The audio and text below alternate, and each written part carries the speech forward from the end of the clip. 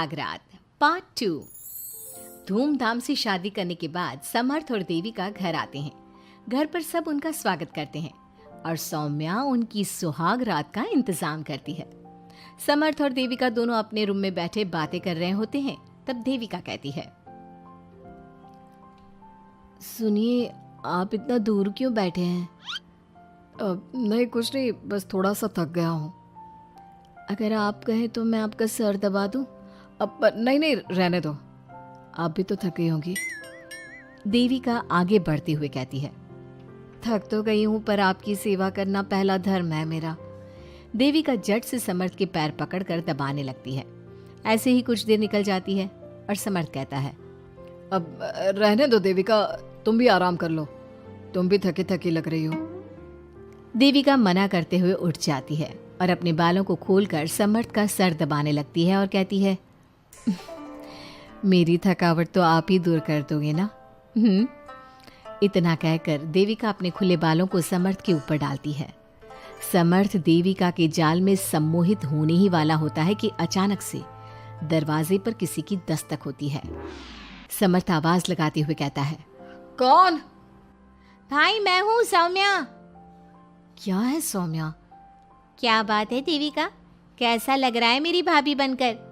कुछ बात आगे बढ़ी या नहीं? बात आगे बढ़ती कैसे? तू जो आ गई कबाब में हड्डी। अच्छा जल्दी बता, किस लिए आई थी?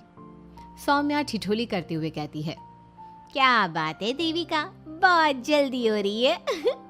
वैसे मैं तो दूध का गिलास देने आई थी। आखिर मेरी सहेली की सुहाग रात में कोई कमी नहीं होनी चाहिए। देविका दूध का ग्लास लेते हुए जल्दी से दरवाजा बंद कर लेती है और पीछे मुड़कर देखती है तो समर्थ तो सो चुका था। देविका समर्थ को उठाते हुए कहती है, सुनिए समर्थ जी, उठ जाइए ना, सौम्या दूध देने आई थी, इसे पी लीजिए, फिर आप सो जाना। समर्थ नींद में उठता है और दूध पीकर फिर से सो जाता है। देविका उसके बगल में बैठी कहती है, सुनिए समर्थ जी, आज हमारी पहली रात है और आप सो रहे हो। समर्थ नींद में ही कहता है, देविका, मैं बहुत थक गया हूँ, मुझे बहुत तेज नींद आ रही है, तुम भी सो जाओ। सोने के लिए तो पूरी रात पड़ी है, आप उठिए ना और कुछ देर मुझसे बात तो करिए। देविका जिद करते हुए समर्थ को आधी नींद से उठा देती है। समर्थ उठकर बैठ जाता है और कहता है, बोलिए देविका जी, आपका हुक्म सर आंखों पर। सुनिए, मैंने सुना है कि पति अपनी पत्नी को पहली रात कोई तोहफा देता है, आप मेरे लिए कुछ नहीं लाए क्या? वो मैं कैसे भूल सकता हूँ, लाया हूँ, पर वो दूसरे रूम में रखा है। तो दिखाइए ना क्या लाए हैं। अरे अभी तो कहा कि तुम्हारा गिफ्ट दूसरे रूम में है, तो जाकर लेकर आइए ना। अगर अभी गया तो घर के सब लोग जाग जाएंगे और 10 तरह के सवाल जवाब करेंगे, मैं सुबह दिखाता हूँ ना। समर्थ इतना कहकर लेट जाता है और लेटे लेटे देविका से कहता है, अच्छा सुनो देविका, मुझे बहुत नींद आ रही है, मैं सो रहा हूँ, तुम भी सो जाओ। देविका समर्थ की बात सुनकर कहती है, आपको तो हमारी पहली रात की कुछ पड़ी ही नहीं है। इतना कहकर देविका भी उसके करीब आकर लेट जाती है और सो जाती है। अगली सुबह अधीरा समर्थ के रूम में सफाई करने आती है और देविका को उसके करीब लेटा देख रोने लगती है।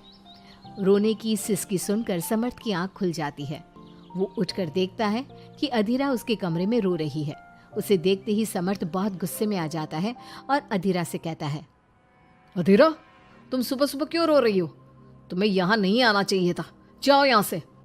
समर्थ अधीरा का हाथ पकड़कर रूम के बाहर कर देता है और कहता है, अब बिना दरवाजा नॉक किए अंदर मत आना। इतने में देविका भी आ जाती है और समर्थ को भड़काते हुए कहती है, हाँ समर्थ जी, ये रो रो कर हमारे घर में अपशगुन कर रही है, और अब ये देखो कैसे मगरमच्छ के आंसू दिखा रही है। इतना कहकर देविका अधीरा का हाथ पकड़कर घसीटती है और कहती है, अब क्या रोती रहेगी या कुछ काम भी करेगी? मुफ्त में रोटियां तोड़ने को नहीं मिलेगी यहाँ पर, चल उठ यहाँ से और कुछ काम कर। अधीरा वहां से उठकर रोते रोते चली जाती है और जाकर रसोई में सबके लिए चाय बनाती है और चाय जाकर पहले अपनी सास को देती है। चाय पीते ही मन